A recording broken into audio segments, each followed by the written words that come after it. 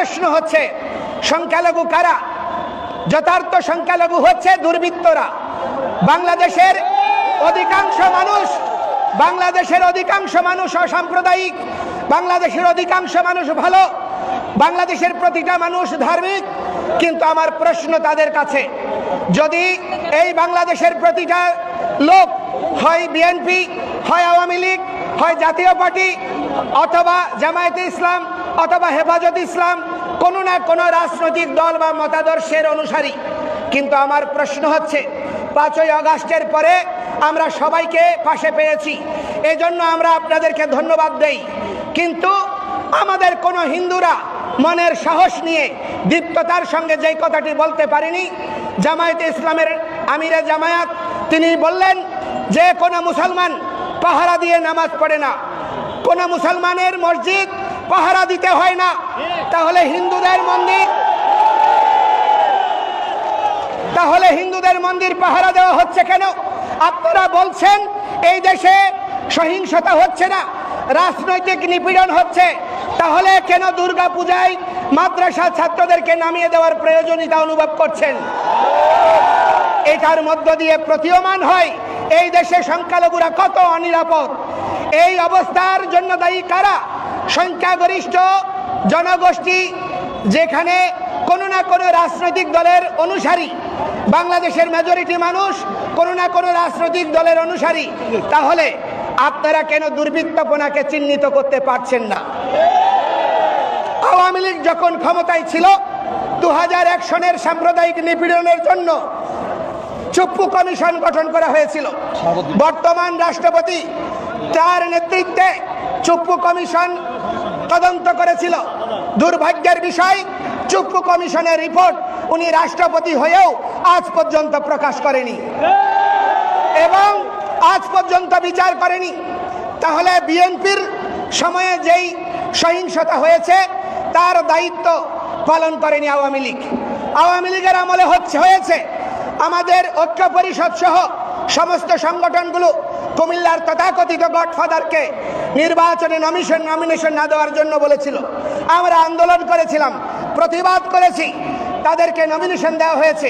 সেই দুর্বৃত্তপনার বিচার আজকে যদি রাজনৈতিক দায় এড়াতে চায়, তাহলে বিএনপি, জামায়াতে ইসলাম, আপনারা যারা আছেন ক্ষমতায়, তাদের উচিত ছিল প্রথম 5টা বা 6টা কমিশনের সঙ্গে 21 সাল থেকে অদ্যাবধি যেই সহিংসতা হয়েছে, যে নির্যাতন হয়েছে, হত্যাকাণ্ড হয়েছে, তার জন্য কমিশন গঠন করা।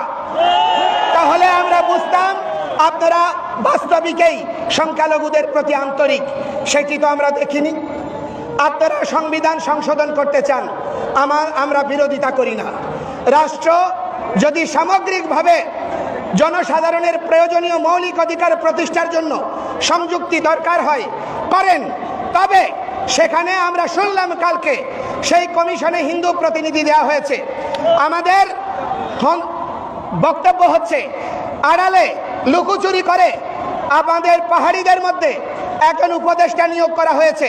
এই উপদেষ্টা তিনি পাহাড়িদের উপর যখন হামলা হয়েছে বক্তব্য এসেছে তার, আমরা তাকে কৃতজ্ঞতা জানাই। কিন্তু আমাদের যে হিন্দু উপদেষ্টা হলো, আজ পর্যন্ত কোনো মন্দির পরিদর্শনে যায়নি, কোনো ক্ষতিগ্রস্তের পাশে দাঁড়ায়নি, হিন্দুদের স্বার্থে, সংখ্যালঘুদের স্বার্থে কোনো বক্তব্য দেয়নি।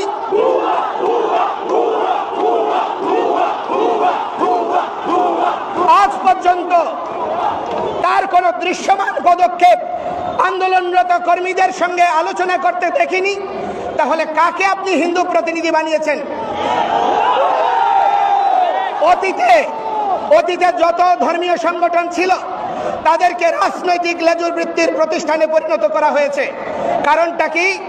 যারা ছাত্র ইউনিয়ন করেছে, যারা কমিউনিস্ট করেছে, যাদের ধর্মীয় অনুভূতি নাই, সেই সমস্ত তথাকথিত বুদ্ধিজীবীদেরকে হিন্দুদের নেতা বানানো হয়েছে এবং তার বদৌলতে আজকে সনাতনী সমাজের প্রতি সংবেদনশীল কোন বিষয় নিয়ে তাদের যথার্থ পদক্ষেপ আমরা দেখিনি। এই জন্য আমরা এই ধরনের কোন ব্যক্তিকে কমিশনে অন্তর্ভুক্তি হলে আমরা সংখ্যালঘুরা সেই ধরনের পরিবর্তন মানব না। আমাদের কাছে আলোচনা করে আমাদের এই সকলের সম্মতিক্রমে যথাযথ ব্যক্তিকে যদি এই কমিশনে অন্তর্ভুক্ত করা হয় এবং ধর্মীয় বিষয়ে কোনো না কোনো সাধু সন্তকে সেখানে প্রতিনিধিত্ব করতে হবে। ধর্ম মন্ত্রণালয়ে একজন হুজুরকে দেওয়া হয় ধর্মমন্ত্রী হিসেবে প্রতিটি রাজনৈতিক সরকারে। তাহলে হিন্দুদের প্রতিনিধিত্ব করার জন্য অবশ্যই অরাজনৈতিক এবং ধর্মীয় ব্যক্তিত্বের উপস্থিতি আবশ্যক। এবং আমরা বলতে চাই সেই ধরনের পরিকাঠামো এবং সেই ধরনের মানসিকতা আমাদের প্রতি আপনাদের আন্তরিকতাকে প্রমাণ করবে। আমরা কথাই নয় কাজে বিশ্বাস করতে চাই। 53 বৎসর বঞ্চিত হয়েছি, বহু বৎসর মাঠে নেমেছি। এখন সমস্ত সাধুরা ধ্যান তপস্যা ছেড়ে, মঠ মন্দির ছেড়ে তারা রাস্তায় নেমেছে। আমাদেরকে হুমকি দেওয়া হচ্ছে বোমা হামলার, আমাদেরকে হুমকি দেওয়া হচ্ছে হত্যার, আমাদেরকে হুমকি দেওয়া হচ্ছে জেলে নেওয়ার। এই ধরনের হুমকি ধামকিতে, দেশ ত্যাগের হুমকিতে আমাদেরকে দমিত করা যাবে না। আমরা এই দেশ ছেড়ে যাব না। আমরা এই দেশের ভূমিপুত্র, বাঙালি সংস্কৃতিকে বিপন্ন হতে দেব না। আপনারা, আমরা সনাতনীরা, বৌদ্ধরা আমরা বিশ্বাস করি জন্মান্তরবাদে। দেহের মৃত্যু হয়, আত্মার মৃত্যু হয় না। কবি গেয়েছেন, আবার আসিব ফিরে দানশিরি নদীর তীরে, শঙ্খচিল বা শালিকের বেশে। আমরা শঙ্খচিল শালিকের বেশে নয়, আমরা বীর যোদ্ধা হয়ে মরব এবং আবার জন্মগ্রহণ করব। এই আন্দোলনকে,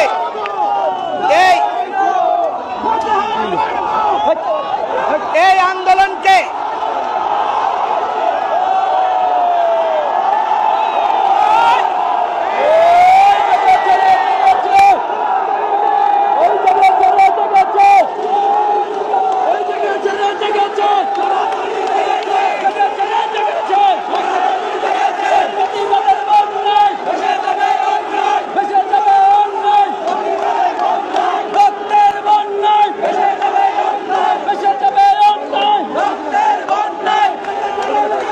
আপনারা দেখেছেন, আপনারা মা ভগবতী দুর্গার পূজা করছেন। আগামী 4-5 দিন পরে বাংলাদেশের